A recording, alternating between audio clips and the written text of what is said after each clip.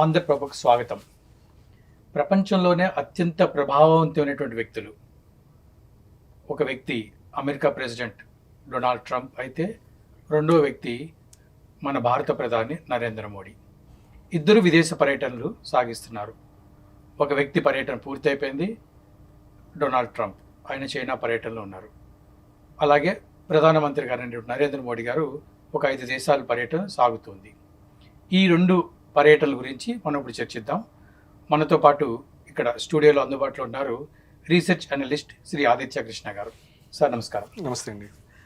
Sir, ముఖ్యంగా Donald Trump మొన్నటి వరకు అమెరికా ప్రెసిడెంట్ అయిన డొనాల్డ్ ట్రంప్ అటు చైనాని దూషించాడు, ఇండియాని దూషించాడు, అదొక నరకం లాంటిది అనుకుంటూ.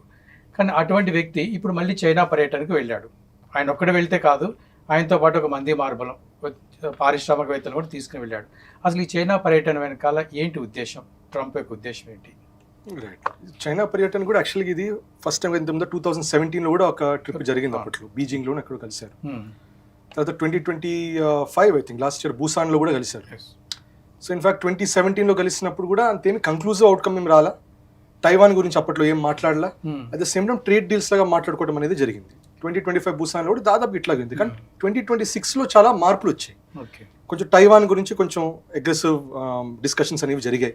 అది బయటకు వచ్చేసరికి మాట్లాడుకున్నామని అంటున్నారు. అంటే మీరు చూడండి, 2 చైనాను యూఎస్ చెప్పే దాంట్లో యూఎస్ చెప్పేది చైనా చెప్పేది చాలా విషయాల్లో మ్యాచ్ అవ్వట్లేదు.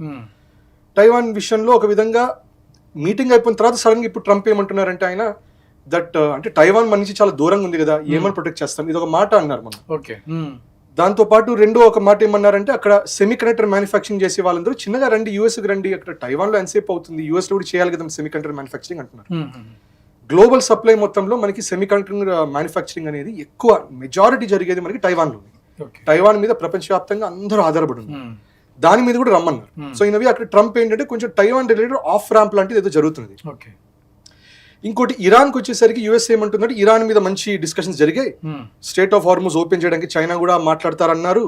వాళ్ళవి దాదాపుగా 70 వెజల్స్ తిరిగి వెళ్ళిపోవాల్సి వచ్చింది, వేరే రూట్స్కి వెళ్ళిపోవాల్సి వచ్చింది.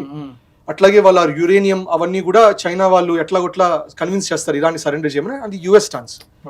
చైనా వాళ్ళ స్టాన్స్ యురేనియం వచ్చేటప్పటికి ఏమన్నారంటే వీ రెస్పెక్ట్ ఇన్ ఇరానియన్ సోవరెనిటీ అన్నారు అంతే. రెండోది 70 షిప్లు వెళ్ళిపోయాయంటే కాదు, మా 30 షిప్లు మొన్న బాగానే వచ్చాయి మాది అన్నారు ఒక మాట.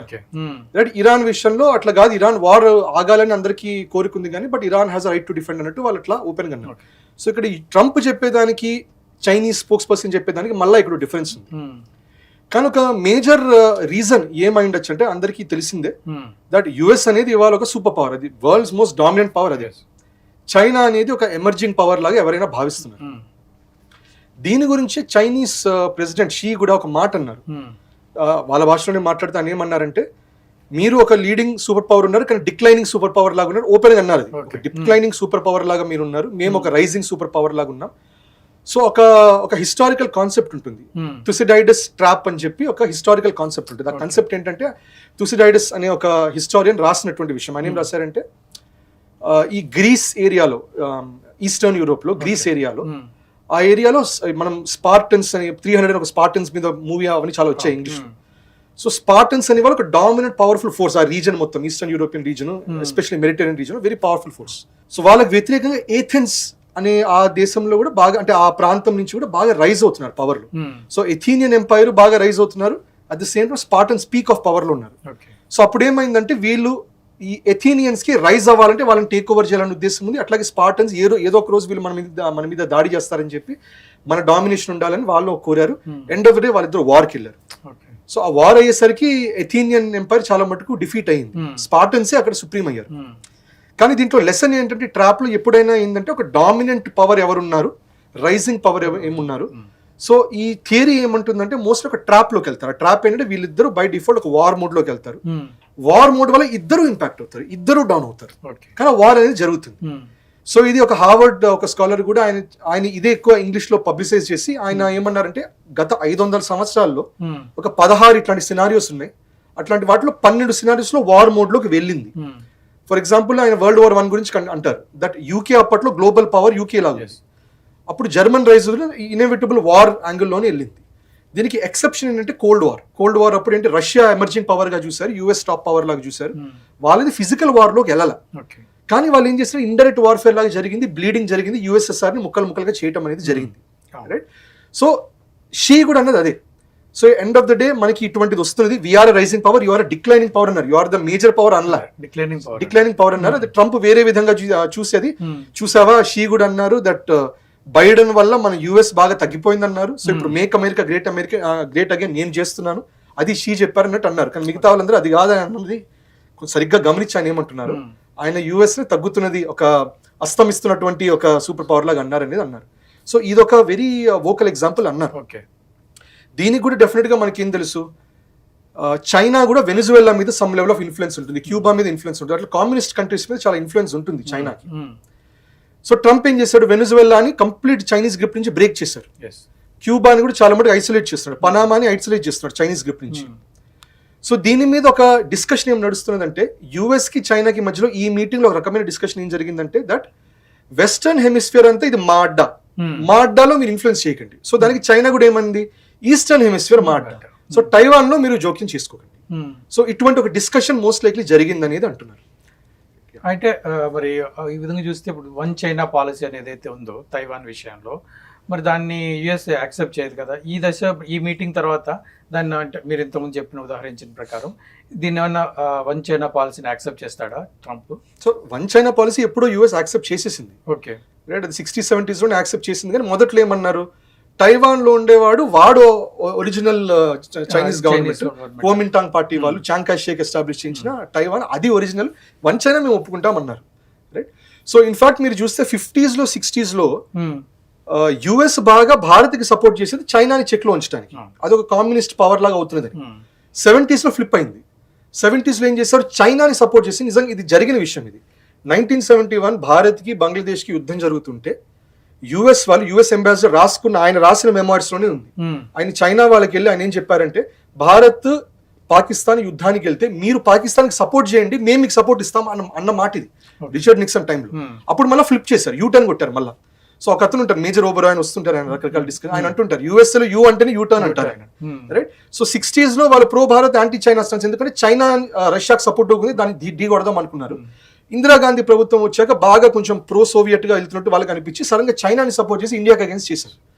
మళ్ళా 70s ఎండింగ్ కి 80s కి ఏం చేశారు, చైనాని బ్యాలెన్స్ చేయడానికి ఇండియాతో పాటు ఒక కోవర్ట్ సిఐఏ ఆపరేషన్ ఒకటి జరిగింది. నందాదేవి పైన వాళ్ళు ఒక చిన్న మానిటరింగ్ డివైస్, ఒక radio active polonium power monitoring device తీసుకెళ్లి ఒక ట్రెక్కింగ్ చేసి వెళ్ళారు, ఫెయిల్ అయింది ఆ మిషన్. రైట్, సో అదొకటి చేశారు మళ్ళీ. సో ఇట్లా ఫ్లిప్ కనబడుతూ ఉంటుంది. మొన్న కూడా వాళ్ళు రీసెంట్ గా ఏమన్నారు, దట్ భారత్ లోనే అన్నారు, ఇక్కడ ఒక కన్వర్సేషన్ లో అన్నారు, ఏమని చెప్పారు వాళ్ళు, దట్ ఇండియాని డెఫినెట్ గా మేము టెక్నాలజీ ట్రాన్స్ఫర్ ఇవన్నీ హెల్ప్ చేస్తాము, కానీ చైనాతో చేసిన మిస్టేక్ మీతో చేయము అన్నారు. So in fact 70s 80s China rise అవ్వడానికి చాలా గట్టి కారణం ఏంటంటే, యుఎస్ వాళ్ళు భయంకరమైన టెక్నాలజీ ట్రాన్స్ఫర్ మొత్తం చైనాకి చేసి మీరు మ్యానుఫ్యాక్చరింగ్ చేయండి అని వాళ్ళే ప్రోత్సహించారు. భారత్ కూడా అడిగింది, మీరు మాకు టెక్నాలజీ ట్రాన్స్ఫర్ కొంచెం షేర్ చేయండి, మేము హెల్ప్ చేస్తాం. అసలు ఏ మాత్రం హెల్ప్ చేయమన్నారు, హెల్ప్ చేసే కంపెనీస్ కూడా అగేన్స్ట్ గా చేశారు, చాలా క్రష్ చేశారు టెక్నాలజీ ట్రాన్స్ఫర్. రైట్, సో ఇది ఒక ఎంటైర్ సినారియో జరుగుతుంది. దీనిపైన ఒక ఇంపార్టెంట్ ఆస్పెక్ట్ మనం ఏం చూడాలంటే, ట్రేడ్ డెఫిసిట్ ఒకటి చూడాలి. యుఎస్ చైనాకి ఎక్స్పోర్ట్ చేసి డబ్బులు తీసుకునేది రఫ్లీ అరౌండ్ $106 బిలియన్ ఉంది. అలాగే చైనా నుంచి ఇంపోర్ట్ చేసుకొని వాళ్ళు ఖర్చు పెట్టేది, ఇన్ఫాక్ట్ 2019-20 చూస్తే రఫ్లీ అరౌండ్ $450 బిలియన్. సో $105 $106 వీళ్ళు ఎక్స్పోర్ట్ చేస్తే $450 బిలియన్ ఇంపోర్ట్ చేస్తారు America. Correct. So deficit, trade deficit మీరు చూస్తే అక్కడ దాదాపుగా ఒక $350 బిలియన్ ట్రేడ్ డెఫిసిట్ ఉంది. ట్రంప్ వచ్చి ఈ ట్రేడ్ టారిఫ్లు ఇవన్నీ ఎకానమిక్ వార్ లాగా చేసిన తర్వాత అది తగ్గింది, కానీ ఇంకా అంత సిగ్నిఫికెంట్ గా తగ్గలేదు. ఇప్పుడు ఇంకా ఇవాళ కూడా 2026 ఇప్పుడు కూడా యుఎస్ $106 బిలియన్ ఎక్స్పోర్ట్ చేస్తే ఇప్పుడు $350 బిలియన్ దాకా ఇంపోర్ట్ చేస్తున్నారు. ఇంకా డెఫిసిట్ అనేది ఉంది. సో అదొకటి మేనేజ్ చేయాలనే ఉద్దేశం ఉంటుంది. అందుకని మీరు చూస్తే బోయింగ్ మీరు మా దగ్గర కొనాలి, సో ట్రేడ్ డీల్స్ చేయాలి. సో దాంట్లో ట్రంప్ ఏమన్నాడు, మేము 150 అనుకున్నాం, వాళ్ళు 200 చెప్పారు, సక్సెస్ అంటున్నారు. కానీ యుఎస్ వాళ్ళు, కానీ మీరు చూస్తే బోయింగ్ స్టాక్ వాల్యూ పడింది. అదేంటి 150 నుంచి 200 వీళ్ళు ఎక్స్ట్రా కొంటామంటే పడటం ఏంటి అంటే, యాక్చువల్గా చాలా మంది అనేది ఏంటంటే, బోయింగ్ తో ఇంతకు ముందర చైనా కమిట్ చేసింది, మేము 300 నుంచి 500 జెట్స్ కొంటామనేది కమిట్ చేశారు, అది 200 తగ్గింది. సో దానివల్ల బోయింగ్ స్టాక్ అనేది పడింది. ఇంకేముంది అంటే అమెరికా ఎక్స్పోర్ట్ చేశారని చైనాకి ఇంకేం అవకాశాలు? బోయింగ్ ఒకటి ఉంది. సోయాబీన్ ఆయిల్ ఎందుకో అగ్రెసివ్ గా పుష్ చేస్తున్నారు, రైట్? సోయాబీన్ ఆయిల్ కూడా అది మేజర్ ఏం కాదు కానీ but still it is significant. వాళ్ళకి it is couple of billion dollars. So soybean oil export అంటున్నారు. ఇంకోటి వాళ్ళు ఏమంటున్నారు, క్రూడ్ ఆయిల్ కూడా ఇప్పుడు ఇరాన్ మీకు తెలిసిందే, స్టేట్ ఆఫ్ హార్మజ్ అయ్యేసరికి చూడండి మీకు ఎంత ఇబ్బంది పడుతున్నారు. సో దానివల్ల why don't we take your Alaskan oil తీసుకోవచ్చు కదా అన్నారు. సో ఇప్పుడు చైనా ఇంపోర్ట్ చేసే దాంట్లో ర్యాంక్ 1 అది ఇంపోర్ట్ చేసేది రష్యా నుండి. సో నెక్స్ట్ అది ఇంపోర్ట్ చేసేది సౌదీ నుంచి, మూడోది వచ్చేసరికి ఇరాన్. సో ఎసెన్షియలీ ఇది కూడా వాళ్ళు in away they are in fact మీరు బ్యారెల్స్ చెప్తే about 1.5 million barrels per day Iran నుంచి వస్తుంది. సో యుఎస్ ప్రయత్నం ఏంటి, మీరు అది ఇరాన్ ఇన్వే వర్క్ అవుతుంది కదా, ఇప్పుడు వార్ అయిపోయినప్పుడు మీకు తెలిసింది ఎప్పుడైనా కూడా స్టేట్ ఆఫ్ హార్మజ్ అవ్వచ్చు. ఇంకోటి OPEC నుంచి యుఏ బయటకు వచ్చేసింది. సో దానివల్ల OPEC ప్రైసెస్ పడతాయి. So why don't take from Alaska, మేము ఇస్తాం కదా, వెనిజువేలా మా ద్వారా తీసుకోవచ్చు కదా. సో ఈ క్రూడ్ ఆయిల్ బేస్డ్ డిస్కషన్స్ కూడా జరుగుతున్నాయి. అంటే మేజర్ గా నిన్న ట్రంప్ యొక్క పర్యటన ఈ ఎక్స్పోర్ట్ విషయంలోనే ఉందా, ఇంకేమైనా? మేజర్ గా ట్రేడ్ ఉంటుంది. అండ్ ఇంకోటి గుర్తుపెట్టుకోవాలి, పాకిస్తాన్ మీడియేషన్ అన్నా కూడా పాకిస్తాన్ లో ఇరాన్ US వార్ అనేది ఎండ్ అవ్వదు. అది ఎండ్ అవ్వాలంటే అది చైనాను US ఎక్కడ డిసైడ్ అయితే అక్కడే డిసైడ్ అవుతుంది. సో పాకిస్తాన్ ఒక యూస్ఫుల్ ఇడియట్ లాగా వాడుకున్నారు, వాళ్ళు ఇప్పుడు పక్కన తోసేస్తారు. మోస్ట్ లైక్లీ పబ్లిక్ లో చెప్పకపోయినా కూడా ఒక వెరీ ఇంపార్టెంట్ అంశం ఇదే అవుతుంది, దట్ ఇరాన్ వార్ విషయం ఏంటి అనేది అడుగుతారు. సో మీరు వెళ్ళి ఏదో ఒకటి అది వచ్చింది, స్టేట్మెంట్ వచ్చింది. సో US అంటే చైనా 100% కోఆపరేషన్ అంటే అన్నారు. చైనా మేమైతే అట్లా ఏం అనలేదు, మేము అంటాం ఇరాన్ కి it has its own rights, మా షిప్స్ మాకు వస్తున్నాయినా మాకేం ఇబ్బంది లేదు అన్నట్టు అన్నారు, రైట్? సో ఇది డెఫినెట్ గా వార్ రిలేటెడ్ ఉంటుంది, తైవాన్ రిలేటెడ్ ఉంటుంది. ఇంకోటి ఇప్పుడు నెక్స్ట్ ఫేజ్ ఆఫ్ డెవలప్మెంట్ అంతా, నెక్స్ట్ 30-40 years ఆఫ్ డెవలప్మెంట్ అంతా AI మీద, సెమీకండక్టర్స్ మీద, చిప్స్ మీద నడుస్తుంది. ఇంతకు ముందర మీరు బెలిస్టిక్ మిసైల్స్ ఇవేం చూసినా కూడా వాళ్ళు ఇక్కడ లాంచ్ చేసి అక్కడ పట్టారు. ఇప్పుడు ఏంటంటే బెలిస్టిక్ మిసైల్ అన్న, క్రూజ్ మిసైల్ అని ఇప్పుడు బాగా చిప్స్ డిపెండెంట్ అయిపోతుంది. సో అది చాలా మటుకు కంట్రోల్ టైవాన్ లో ఉంది. అండ్ దానికి రేర్ ఎర్త్ మెటల్స్ అవన్నీ ఇక్కడ మనకి చైనాలో ఉంది. సో అది కూడా మీరు కొంచెం రిలీజ్ చేయండి అనేటటువంటి ఒక రిక్వెస్ట్ జరుగుతుంది. సో చైనా కూడా మొన్నటి దాకా కొంచెం టర్న్ ఆఫ్ చేసింది ఇవ్వడం, అది కొంచెం మళ్ళీ ఓపెన్ అప్ చేసే స్కోప్ అనేది ఉంటుంది. మేజర్ డిస్కషన్లు ఇవి. బట్ దీనికి ఒక అండర్లైన్ ఏం చూడాలంటే, ట్రేడ్ మీద డిస్కషన్ ఉన్నా, ఇరాన్ మీద ఉన్నా, దేని మీద ఉన్నా కూడా ట్రంప్ కంటిన్యూస్గా వెళ్ళి ఇట్స్ వెరీ ఇంక్రెడిబుల్, అసలు చాలా బాగా, నా great friend, personal friend, old friend ఇవన్నీ చెప్పడం. తర్వాత ఆయన ఒక ఈ ప్యాలెస్ చూపించడం, అవన్నీ ఒక రేర్, ఒక ఫారెస్ట్ లాంటిది ఇవన్నీ చూపిస్తుంటే, నా ముందు ఇంకెవరైనా ప్రెసిడెంట్కి చూపించావా అన్నట్టు ఒక ఇతను అడిగారు. ఆయన చెప్తున్నారు ఇక్కడ 500 సంవత్సరాల నుంచి ఈ వృక్షాలన్నీ ఉన్నాయని షీ అంటుంటే, ట్రంప్ వాటి గురించి అడగకుండా అంటే నన్ను కాకుండా ఇంకెవరైనా ప్రెసిడెంట్ చూపించావా అన్నట్టు అడిగారు. అది షీ అక్కడ గమనించి మళ్ళీ లోకల్ పొలిటిక్స్ వాడుకుంటారు. అంటే ఎవరికి చూపించమండి, మీకును మీలాగా పుటిన్ గారికి చూపించానండి నా మాట. సో మళ్ళీ అది అనడానికి లేదుగా, ఇప్పుడు పుటిన్కి చూపించాను, నాకు చూపించారని. సో తెలివిగా చైనా కూడా చాలా తెలివిగా చేసింది. ఇంకోటి మీరు గమనిస్తే ట్రస్ట్ అనేది చాలా మటుకు ట్రస్ట్ లేదన్నట్టే భావించవచ్చు. ఎందుకంటే ఇప్పుడు బాగా పబ్లిక్ లో చాలా వచ్చే న్యూస్ ఏంటంటే, రిటైర్డ్ అయ్యేటప్పుడు ఎయిర్ ఫోర్స్ 1లోకి అందరూ ఈ CEOలు ట్రంప్ అందరు ఎక్కేటప్పుడు అక్కడ ఆ ఎయిర్ ఫోర్స్ 1 గేట్ దగ్గరే వాళ్ళు అక్కడ ఒక స్టాప్ చేసి చెక్ చేసి, అక్కడ చైనా వాళ్ళు ఇప్పుడు ఏ దేశంకి వెళ్ళినా కూడా మనం కూడా ఇస్తాం, ఎవరైనా వచ్చినప్పుడు భగవద్గీత ఇస్తాం, రకరకాల గిఫ్ట్స్ ఇస్తుంటాం. చైనా వాళ్ళు ఇచ్చిన గిఫ్ట్స్ అన్ని తీసుకొని పబ్లిక్ గా ఒక గార్బేజ్ బిన్ లో పడేశారు అంటున్నారు. ఇది ఫస్ట్ నేను ఓవర్ ఎగ్జాజరేషన్ ఏమో ఎందుకు అనుకున్నాను, ఇప్పుడు మల్టిపుల్ రిపోర్ట్స్ వస్తున్నాయి. ఆ రిపోర్ట్స్ అన్నిట్లో కూడా ఎయిర్ ఫోర్స్ 1 పక్కనే ఒక బిన్ను పెట్టారు. సో ఆ సూట్ కేసు లగేజ్ ఎక్కిచ్చే లోపల ఏం చేస్తున్నారంటే, చిన్న చిన్న బ్యాడ్జెస్ అయినా, లేకపోతే ఏమన్నా గిఫ్ట్స్ అయినా, ఫొటోస్ అయినా, మెమెంటోస్ అయినా అన్ని తీసుకొని డస్ట్బిన్ లో పడేసి, చైనా నుంచి ఏం తీసుకోవడానికి లేదు. ట్రేడ్ చేద్దాం, ట్రేడ్ విషయంలో ఆల్ ఓకే, సెమీ కండక్టర్స్ ఇవన్నీ ఇంపోర్ట్స్ ఇవన్నీ చేసుకుందాం, సోయాబీన్ ఎక్స్పోర్ట్ చేద్దాం, క్రూడ్ ఆయిల్ ఎక్స్పోర్ట్ చేద్దాం, టెక్నాలజీ తీసుకుందాం. కానీ ఇప్పుడు వాళ్ళు ఇచ్చినటువంటి ఎటువంటి గిఫ్ట్స్, మెమెంటోస్ ఏది వద్దు, అన్ని చెత్తబుత్తులో పడేసాయని చెప్పి అన్ని పడేయించేశారు. దాంట్లో హిడెన్ కెమెరాస్ 100%. ఎందుకంటే ఇది US కి ఎక్స్పీరియన్స్ ఉన్నది, ఇది ఇప్పటి విషయం కాదు. 1945లో ఒక ఇన్సిడెంట్ జరిగింది, World War II అయిపోయే టైంలో ఒక ఇన్సిడెంట్ ఏం జరిగిందంటే, రష్యాలో USSR వాళ్ళు పిలిస్తే ఒక US అంబాసిడర్ వెళ్ళారు, నాకు కరెక్ట్గా ఏ దేశం గుర్తులేదు కానీ, అక్కడ USSR బేస్డ్ ఈయన ఒక US అంబాసిడర్ వెళ్తే ఆయన గిఫ్ట్ లాగా ఒక చిన్న ఆబ్జెక్ట్ ఇచ్చారు. అది US స్టేట్ టైంలో ఒక ఈగుల్ లాగా 2 రెక్కలతో ఈగుల్ బొమ్మ లాంటిది ఉంటుంది. అది పాపం US 1945 ఇది గుర్తుపెట్టుకోండి. అది తీసుకున్నారు, అంతా బాగానే ఉంది, దాని లోపల మెటల్ డిటెక్షన్ ఏం జరగట్లేదు, ఓకే ఫైన్, తీసుకొని చక్కగా నీట్ గా US ఎంబసీలో పెట్టుకున్నారు. ఆయన పెట్టుకున్న తర్వాత దానికి 7 సంవత్సరాల తర్వాత 8 సంవత్సరాల తర్వాత ఏం తెలిసిందంటే, దాని లోపల స్పైయింగ్ డివైస్ ఉంది. ఆ స్పైయింగ్ డివైస్ కూడా ఎంత సోఫిస్టికేటెడ్ ఉందంటే, బ్యాటరీ అవన్నీ ఏం లేవు దాంట్లో, బ్యాటరీ లేదు, వైర్స్ లేవు, ఏమీ లేవు. ఇప్పుడు జనరల్ గా బగ్స్ డిటెక్షన్ చేసేటప్పుడు బ్యాటరీ ఉందా, వైర్స్ ఉందా చూస్తాం, అదేం లేదు. అది వర్క్ అవ్వాలంటే ఏం చేస్తారంటే అట, ఒక డిస్టెంట్ ఏరియా నుంచి ఒక రేడియో ఫ్రీక్వెన్సీ, ఒక USSR వాళ్ళు ఒక స్పైస్ ఎవరైనా వెళ్ళి ఒక చిన్న రేడియో ఫ్రీక్వెన్సీలో ఒక రేడియో వేవ్స్ లాంటిది అది షూట్ చేస్తున్నప్పుడు అది వెళ్ళి ఆ ద థింగ్ అంటారు, మీరు ఎప్పుడైనా గూగుల్ చేసేది ద థింగ్. సో ఆ ద థింగ్ అనే దాన్ని ద థింగ్ అని పేరు ఇచ్చారు. ఎందుకు ఇచ్చారంటే అసలు ఏంటో టెక్నాలజీ అప్పుడు అర్థం అవుతుంది. ఆ రేడియో వేవ్స్ తగిలినప్పుడు అప్పుడు అది రికార్డ్ చేసి అప్పుడు ట్రాన్స్మిట్ చేస్తుంది. లేకపోతే దాంట్లో వైర్స్ లేవు, ఏమీ లేదు. It's very famous. ఆ ఫోటో కూడా ఉంటుంది, ఆ ఫోటో రిసీవ్ చేసుకునేది ఉంటుంది, తర్వాత అది లోపల ఎంబసీలో పెట్టింది కూడా ఉంటుంది. సో 1945 లోనే ఇంత అన్డిటెక్టబుల్ స్పై టెక్నాలజీ ఉందంటే we are at 2026 and China spying లో టాప్ నాచ్ లో ఉంది. అది కూడా ట్రంప్ అది ఓపెన్ గా ఒక మాట అన్నారు. అది ఇన్ఫాక్ట్ ఆయన న్యూస్ ఒక బ్రాడ్కాస్ట్ ఒక పబ్లిక్ గా నేను చెప్పిన విషయం. సో చైనా వాళ్ళకి మేము చెప్పాము ఓపెన్ గా, మీరు స్పై చేస్తున్నారని తెలుసు, కానీ మిమ్మల్ని కూడా మేము చాలా స్పై చేస్తున్నాం, మీకంటే బాగా స్పై చేస్తున్నాం, మీకంటే ఎక్కువ స్పై చేస్తున్నాం, ఇవన్నీ పబ్లిక్ గా ట్రంప్ చెప్తున్నారు. షీ సైలెంట్ గా ఉన్నాడు కానీ ట్రంప్ ఇది ఓపెన్ గా చెప్పారు. సో ఎసెన్షియలీ స్పై చేస్తున్నారు అనేది బ్యాక్ ఆఫ్ ద మైండ్ ఉంది. సో అందుకని డస్ట్బిన్ లో వేయటాలు ఇవన్నీ కూడా అది indication.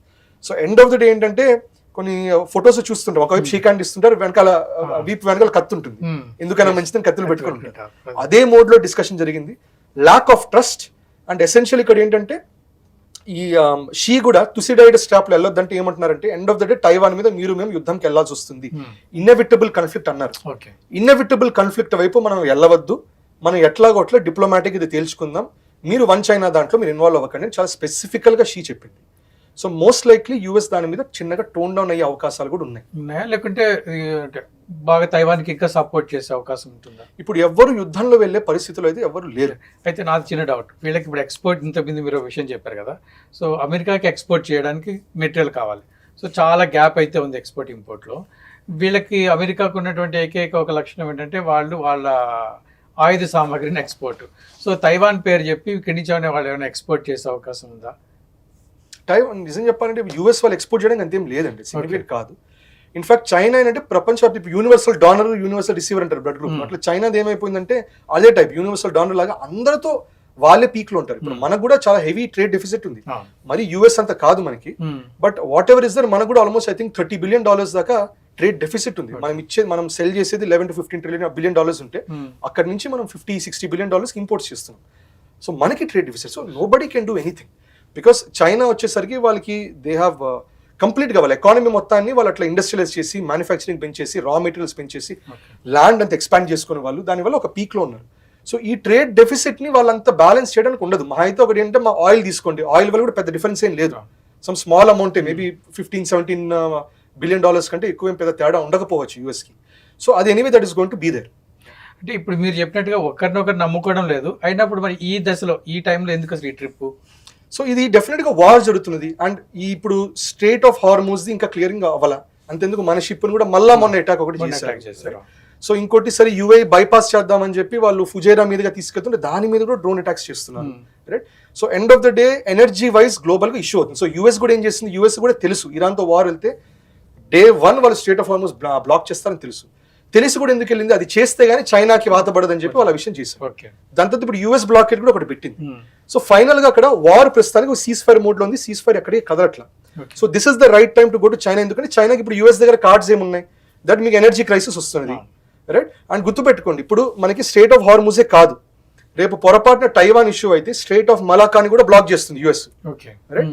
China if they have to eastward వెళ్ళాలంటే యూఎస్ఏ ఉంది అక్కడ, ఎటు దగ్గర యూఎస్ఏ బ్లాక్ చేస్తుంది. వెస్ట్ వెళ్ళాలంటే స్టేట్ ఆఫ్ మలక్కా దగ్గర ఇరుక్కొని ఉంది, స్టేట్ ఆఫ్ మలక్కా దగ్గర డియోగో గార్సియా దగ్గర చాగోస్ ఐలాండ్స్ దగ్గర యూఎస్ బేసెస్ ఉన్నాయి, అక్కడ బ్లాక్స్. సో చైనా మొత్తం కంప్లీట్ గా క్రష్ అవుతుంది, రైట్? దానిపైన మనం కూడా నికోబార్ ప్రాజెక్ట్ కూడా పెడుతున్నాం. దానివల్ల చైనాకి ఏంటి, ఇప్పుడు this the right time to tell China that boss economical గా మిమ్మల్ని బ్లీడ్ చేసే అవకాశాలు అయితే మాకున్నాయి. రెండోది ఒకటి మనం విషయం గుర్తుపెట్టుకోవాలి, కొన్ని నెలల క్రితం జరిగినటువంటి విషయం, చైనాలో second in command Chinese communist పార్టీలో ఆయన పేరు జాంగ్ యూషియా అని ఒకతను ఉన్నారు, సెకండ్ ఇన్ కమాండ్. వాళ్ళకుండే వాళ్ళ మిలిటరీ కాంప్లెక్స్ కి హెడ్ ఆయనే. ఇన్ఫాక్ట్ ఒరిజినల్ చైనీస్ ఆ రెడ్ ఫ్యామిలీస్ అంటారు, ఇప్పుడు ఆ చైనీస్ ఆ రెడ్ రివల్యూషన్ టైం నుంచి ఉన్నవాళ్ళు, వాళ్ళలోనే షీ లాగానే ఇతను నాన్నగారు కూడా, ఈ జాంగ్ అనే ఇతని నాన్నగారు కూడా, వాళ్ళిద్దరు కలిసి వీళ్ళ నాన్న కలిసి ఫైట్ చేశారు. అతనిని మొన్న ఏం చేశారంటే సడన్ గా అన్లాఫుల్ యాక్టివిటీస్ ఇట్లాంటి యాక్టివిటీస్ అని చెప్పి ఆయన పట్టుకొని లోపలేసేసారు. It is unimaginable. Second in command in China ఆయన తీసుకొని ఇప్పుడు ఆయన మాయమైపోయారు, న్యూస్ లో లేరు. ఇన్ఫాక్ట్ ఈ సమిట్ మొత్తం జరిగింది, ఆయన లేరు ఈ సమిట్ లో. జస్ట్ ఐ థింక్ జాన్ లోనో Feb 2026 లో జరిగిన విషయం ఇది, రైట్? సో ఇదొక ఇన్సిడెంట్ జరిగింది. సో దీని వల్ల కూడా ఒక ఇండికేషన్ ఏంటి, అండ్ ఇన్ఫాక్ట్ ఆయన మీద ఒక విమర్శ వచ్చింది, చైనీస్ న్యూక్లియర్ సీక్రెట్స్ ని ఆయన యూఎస్ కి చెప్పారు, బ్రైబ్స్ తీసుకొని యూఎస్ కి చెప్పారు. సో ఎసెన్షియల్ గా యూఎస్ రీచ్ కూడా ఏం చూపించుకుంది, దట్ మీ దాంట్లో మీ సెకండ్ ఇన్ కమాండ్ దాకా మా రీచ్ ఉంది అనేటటువంటి ఒక ఇండికేషన్ అనేది వెళ్ళింది. సో ఆల్ కార్డ్స్ ఉండేసరికి ఇప్పుడు నెగోసియేషన్ టేబుల్కి వెళ్తున్నట్టు. పాకిస్తాన్ లో జరిగిందంతా అదంతా జస్ట్ వార్మప్, అదంతా నాన్ సెన్స్. అది ఇప్పుడు జరిగేది it's actual dealing. And geo political గా ఎప్పుడైనా గుర్తుపెట్టుకోవాల్సింది ఏంటంటే, ఒక డామినెంట్ పవర్ ఏముంటారో, ఒక రైజింగ్ పవర్, డామినెంట్ పవర్ చూస్తే, డామినెంట్ పవర్ ఇంట్రెస్ట్ ఏంటి, ఎంత త్వరగా యుద్ధం చేస్తే అంత బెటర్, త్వరగా క్రష్ చేయొచ్చు. రైజింగ్ పవర్ కి అడ్వాంటేజ్ ఏంటి, ఎంత డిలే చేస్తే అంత బెటర్, ఎందుకంటే చిన్నగా వాళ్ళు రైజ్ అవ్వచ్చు, ఈక్వల్ అయిన తర్వాత కొట్టచ్చు. సో చైనా అందుకని వార్ని డిలే చేయాలి. అందుకని మొన్న ఒక అసెస్మెంట్ కూడా వచ్చింది, తైవాన్ మీద ఏమైనా అటాక్ జరుగుతుందా చైనా నుంచి అంటే 2026, 2027 వరకు అయితే absolutely there is no chance of invasion or attack. ఇది ఒకటి ఎస్టాబ్లిష్ అయింది. ఒకటే కండిషన్ ఏంటంటే, ఏమన్నా రాంగ్ సిగ్నల్స్ వెళ్ళటము, ఏమైనా పానిక్ జరగటం, ఇట్లాంటి జరిగితే కానీ ఆ అటాక్ అనేది జరగదు అని ఒకటైతే ఎస్టాబ్లిష్ అనేది అయ్యింది. సో ఈ పాయింట్ ఆఫ్ టైంలో ఒకటి యూఎస్ కూడా అగ్రెసివ్గా వాళ్ళు ట్రేడ్ ఇంపాక్ట్ పెంచుకోవాలి. ఇన్ఫాక్ట్ వాళ్ళకి నవంబర్లో మిడ్ టర్మ్ ఎలక్షన్స్ ఉన్నాయి, అప్పటికి ఒక బెటర్ ఎకానమీ అనేది చూపించుకోవాలి. సో గ్లోబల్గా ఎనర్జీ సప్లై మొత్తం దెబ్బతింటున్నది, ఆయిల్ ప్రైస్ పెరుగుతున్నది. సో ఇటువంటి టైంలో అండ్ ఇప్పుడు యూఎస్ ఫైనల్గా వెనిజువేలన్ ఆయిల్ కంట్రోల్లో వస్తుంది, అలాస్కన్ ఆయిల్ కంప్లీట్ కంట్రోల్లోకి వస్తుంది, గ్రీన్లాండ్ గ్రిప్లో పెట్టుకుంటుంది. ఇప్పుడు యూఎస్కి ఆఫర్ చేయడానికి ఎక్కువ ఉంది. దానివల్ల యూఎస్ ఫ్రంట్ స్టెప్ వెళ్ళి చైనాకి చేతికి ఇచ్చింది.